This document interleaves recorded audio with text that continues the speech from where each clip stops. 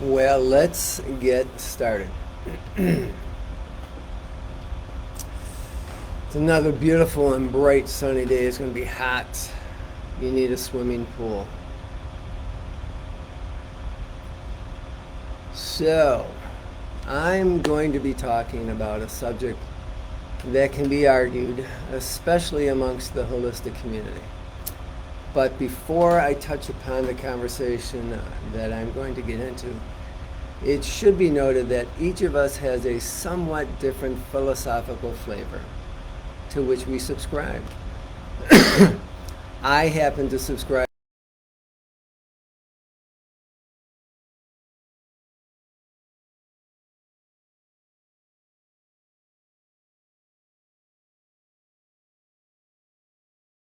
philosophies of Advaita Vedanta, which, like A Course in Miracles, is non-dualistic. And I also enjoy some of the teachings from the yoga philosophy and some others. Mainly, my guidance in any piece that I have comes from what I've learned within A Course in Miracles. So sometime back in 2019, a guy walked into my yoga studio. No, this is not the beginning of a joke. He asked if I taught Christian yoga. I sensed he already knew the answer. He then asked if I was a Christian. I responded that I followed Jesus, but that I am not a Christian. He was dumbfounded and confounded. Confounded means confused and befuddled. He was mostly befuddled. He never expected an answer like that. He could not grasp what I was saying. On one hand, I professed to follow the guy that he obviously thought was king of the hill.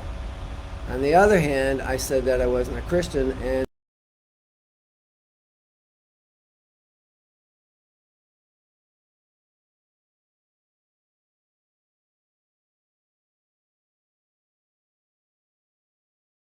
I'm going to keep it fairly light and keep it short because, as I mentioned already, each of us has a different way of looking at things, and none of them, by themselves, are right or wrong, except for those who choose to make it right or wrong in their own way of thinking. Now, how can a person be a proponent of the teachings of Jesus yet not be Christian? Before I answer that question directly, I remember back in the day when I studied martial arts as a teenager. The martial arts masters that I learned about had altars in their martial arts studios or dojos. I was amazed when I found out that these well-known martial artists had pictures of their martial arts teachers and a picture of Jesus on their altar. Every one of them. At the time, I wondered why. None of them were Christian. All of them were Buddhist, and very devout at that, devout Buddhists. None of them followed the teachings of Christianity, but they did recognize the mastery of Jesus, so they put him on their altar. It took me years to find out why. Jesus had no intention of starting a religion. The religion was actually started by some of the guys who hung out with him, but couldn't fathom or comprehend most of what he was teaching. Most of what they wrote is written in a book that everyone considers spot on. But interestingly, a very close friend of Jesus, another guy whose name was Thomas, wrote a book. He wrote a book only of the sayings spoken by Jesus. He wrote them down verbatim. And they were lost until only 70 or so years ago when, in 1945, this book and a number of others were found in Nag Hammadi, Egypt, about the same time as the Dead Sea Scrolls were found. As I mentioned,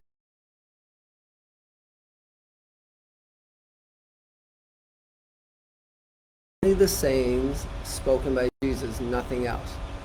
The sayings are extremely simple and wise. So the combination of the above, plus other books I've read by and about Jesus, are the reasons I follow him, but do not follow the religion named after him. And when given any thought, Jesus himself was not Christian and had nothing to do with the religion that is named after him, just like Buddha had nothing to do with the religion named after him. Now, although I realize that following this guy, but not the religion named after him, is not popular, I have something else that I want to share with you that is also not popular. It's about the supposed mind-body-spirit connection.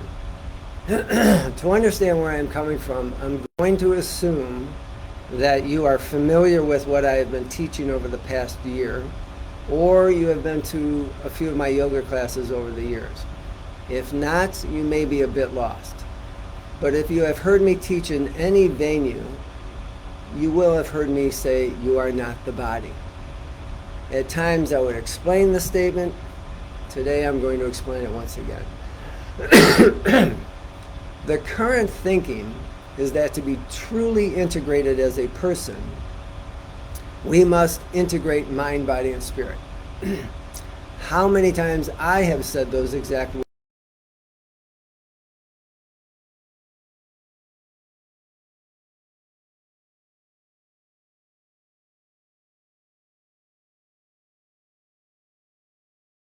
For something like this, we fall right into a trap, and it's the perfect trap. It's perfect because it sounds so enticing, so right on, so perfect. This is exactly what the ego wants us to pursue, because the effort to integrate the mind, the body, and the spirit will require a lifetime of effort. The effort is so great and so time-consuming, and at times so much fun, that we become consumed and lost while journeying on this path, and therefore never once look at what we are even saying or thinking. Integrate mind, body, spirit. The entire premise of the statement is fallacious. That is, to be truly integrated as a person, well, that presumes we are people first and then whatever else next, like spirit, for instance. But in reality, and that's with a capital R, we are spirit. The bottom line is this: spirit, mind, and body cannot be integrated as they are on different planes of existence, each one of them. And the planes do not and shall not ever meet. Yeah, I know, this is radical. Spirit transcends the body and mind entirely. I've heard people say over the years so many times, I have to work on my spiritual life. No, you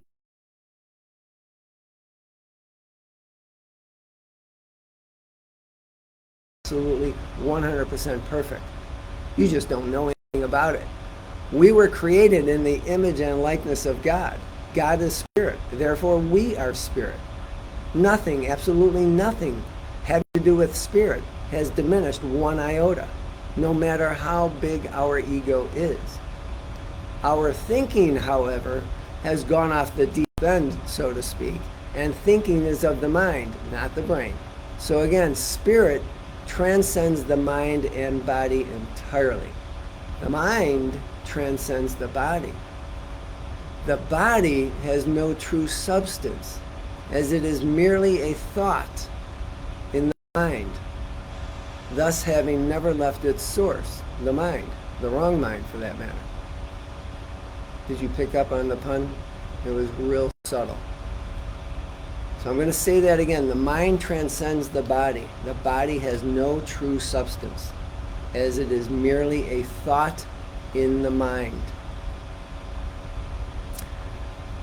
Another point to consider is that the body is the domain or home of the ego. The mind sides with the ego or spirit, based on you, the decision maker. So the choice is ours, and we're spending our lives attempting to integrate the mind, the body, and the spirit. We need to begin to look at a different tree, as in that old expression, we're barking up the wrong tree. So if we are physically oriented, and I mean our life is all about the body, and for most people it is, then we are either always working out to get the body in shape, or we are always starting a new diet, or we are always about to go on a diet, or we are always talking about what we can or can't eat because of how heavy we are, or we're wondering what we can do in order to gain weight, or we are always taking drugs because the body aches, it's sick, or it's diseased, or we are always thinking about someone else's body, or we had another injury of the body, Or we're always talking about how many medications our doctor is making us take. You know these people. They have the martyr complex. Oh, my doctor has me on 8 different meds. They don't call them drugs. 8 different meds. And I can't get off them because if I do, my blood pressure will spike. And then if I do get off the other one, my kidneys will start on and on and on. Or every issue in our life boils down to something having to do with the body or someone else's body. Well, this is a problem because we are stuck on the body. We pray for the recovery of someone who is sick. We're praying for the recovery of their body. We go to the doctor or the hospital. Not the brightest idea in the world. When the body is sick. We are stuck on the body because we think the problem comes from the body. Excuse me. It exists in the body and is resolved by addressing the body. But first and foremost, the viewpoint or belief that is held by the person who thinks she is or thinks he is a body must be addressed. We were made in the likeness and image of God. And there are those who believe God has a physical body. God is not a physical being. That means that God has no body. God has no physical body. We were made in its image. So that means that we have to put on our thinking caps for a bit so we can figure out what the statement "we are made in the image of God" really means. If we are made in the image of God does not mean that we are a body, then God must be non-physical. Taking that further, God must be spirit. If we are the image of that, then we must be spirit. If we consider ourselves to be a physical specimen, then spirit is gone from our self-concept. On the other hand, if we truly accept that we are spirit, not just intellectually, then the body becomes meaningless.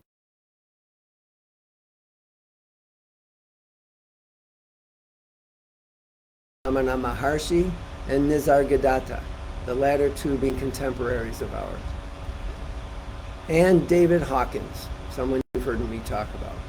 They all knew they were not the body. As a matter of fact, Jesus called his body the golden garment.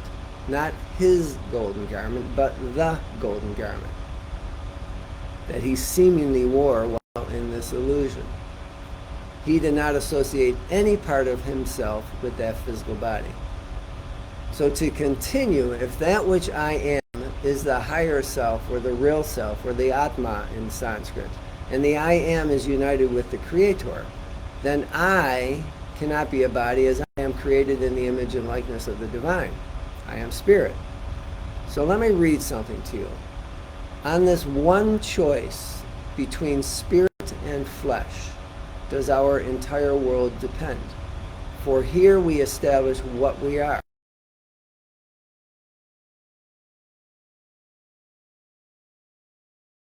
We never escape the body as our own reality, for we have chosen that which we want.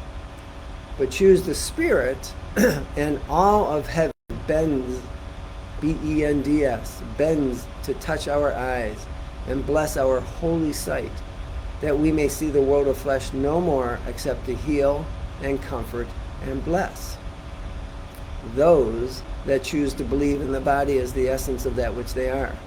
Now, the healing that I just referred to is not of the body, since the body does not exist. The healing must occur in the mind where all illusions occur. Heal the mind, potentially heal the illusory body. Jesus never healed a body. He healed the mind seemingly connected to the body. Now, the function of our minds is to undo guilt, unconscious guilt, through forgiveness. The mind is either influenced by spirit or by ego. We've talked about this before. Who is your teacher? If we choose the ego as our teacher, then the ego influences us, and we will strongly and convincingly believe ourselves that we are the body. If we choose spirit as our teacher, then spirit influences us, and we will eventually know truth. You see, there's a huge difference between beliefs and knowledge, between believing and knowing. All beliefs, you're going to love this one, All beliefs are of the ego. All knowledge is of God. I bet you that touches a nerve. All beliefs are of the ego. That could be a long discussion and a separate talk. So after all this is presented to you, I am going to say something right now that may sound strange. I am not asking you to deny the body. That would be ridiculous, foolish, because most of us believe we are the body, or at the very least have a body. And no one is adept at changing beliefs just like that. Rather, I am suggesting that we undo the false perception of the body's purpose. I could say it this way.